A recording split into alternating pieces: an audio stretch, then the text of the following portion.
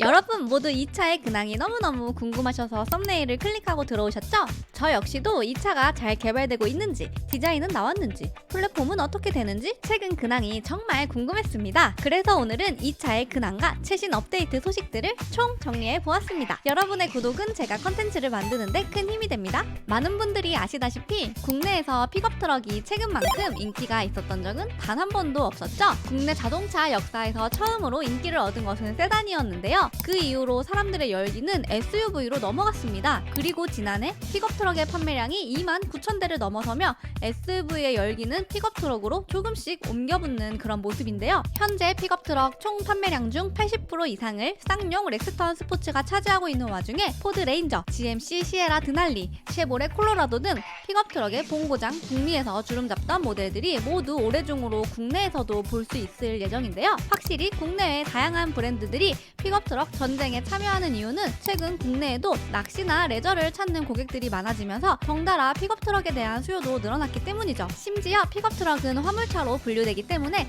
자동차세가 연간 28,500원으로 상당히 저렴하며 개인 사업자는 부가세 환급도 가능하죠. 하지만 많은 분들이 아니 우리나라 픽업 트럭은 그러면 쌍용차 뿐인가? 라는 아쉬움을 많이 가지고 계셨는데요. 그 와중에 기아차가 픽업 트럭 출시를 확정지었습니다. 1981년에 단종되었던 불이사 이후로 무려 43년 만에 등장하게 된 기아의 픽업 트럭인데요. 업계에 따르면 기아차 노사는 고용안정위원회를 열고 2024년 바로 내년이죠. 기아차의 새로운 픽업 트럭을 생산하기로 합의했습니다. 프로젝트명은 TK라고 하는데요. 정말 이 소식만 들어도 두근두근 거리는데요. 아마 많은 분들이 추측하셨다시피 기아차의 새로운 픽업 트럭은 모하비와 상당한 연관이 있을 거라고 예상되고 있습니다. 우선은 포드 레인저를 타깃으로 미드사이즈 픽업 트럭으로 나올 예정이라고 하는데요. 그렇게 되면 기존 현대차에서 나왔던 산타크루즈나 포드 매버릭 등 스몰 사이즈 픽업 트럭과는 다른 포지셔닝을 노리겠다는 것 같습니다. 사실 기아차 모하비 픽업 트럭에 대한 관심과 애정은 18년 전부터 시작되었습니다. 2004년 2월 시카고 모터쇼에서 이미 모하비 픽업 트럭 콘셉트카가 등장했었는데요. 이때도 현재 개발되는 픽업 트럭과 마찬가지로 미들 사이즈 크기를 가지고 있었습니다. 물론 현재 모하비와는 상당히 다르죠. 심지어 18년 전임에도 불구하고 엄청나게 높은 실용성을 보여주었죠. 2열 시트를 앞으로 당겨서 이렇게 적재 공간을 38cm까지 확장을 해서 사용할 수 있도록 디자인되어 있는데요. 이런 것들을 보면 기아차의 픽업 트럭에 대한 진심,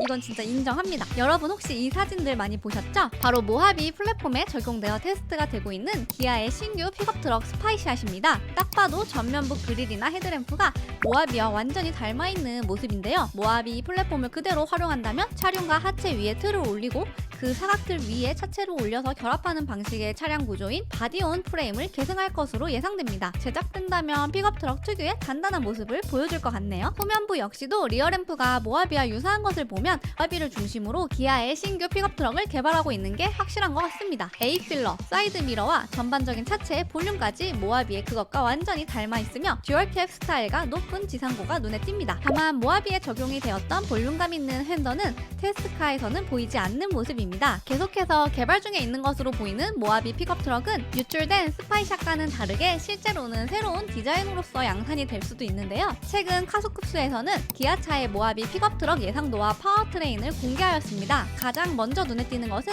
최근 기아차의 트렌드인 세로형 헤드램프와 타이거 노즈 그릴입니다.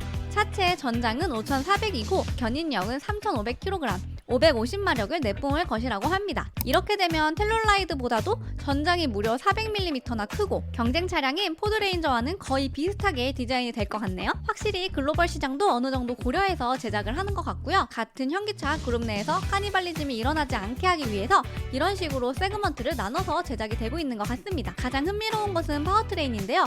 카스쿱스에 따르면 최소 3개의 파워트레인이 적용될 것이라고 합니다. 먼저 210마력을 내뿜는 2.2L 스마트 스트림 터보차저 디젤 4기통 엔진과 276마력을 내뿜는 가솔린 2.0L 터보 4기통 엔진의 파워트레인이 적용이 될 예정이라고 하네요. 세 번째는 전기차 버전인데요. 전동화 버전의 경우 450km를 달릴 수 있는 123kWh의 배터리 팩이 적용될 예정이라고 합니다. 그 밖에 하이브리드 역시도 테스트를 하고 있는 것으로 알려졌습니다. 저는 개인적으로 기아의 픽업 트럭이 출시가 된다면 국내에서는 상당한 경쟁력을 가질 수 있을 거라고 예상이 되는데 반해 픽업 트럭의 주 무대인 북미 시장에 시장에서는 쉽게 출시되는 것은 조금 어렵지 않을까 생각을 합니다. 미국 시장에서 생산되어 미국 시장에서 판매되는 현대차의 산타크루즈하고는 상황이 좀 다르죠. 기아의 픽업 트럭은 우리나라에서 생산이 되고 미국 시장에 수출될 경우 최대 25%의 관세가 붙기 때문인데요. 기아차는 과연 어떤 전략으로 출시를 할지 궁금하기도 합니다. 2024년 현대 오토랜드 화성 1 공장에서 생산이 시작되고 25년 출시가 될 예정인 기아의 픽업 트럭. 여러분의 생각은 어떠신가요? 댓글로 의견 많이 남겨주세요. 오늘도 유익하셨다면 구독과 좋아요 부탁드리고요. 여러분의 구독은 제가 영상을 만드는데 큰 힘이 됩니다. 오늘도 시청해주셔서 감사합니다.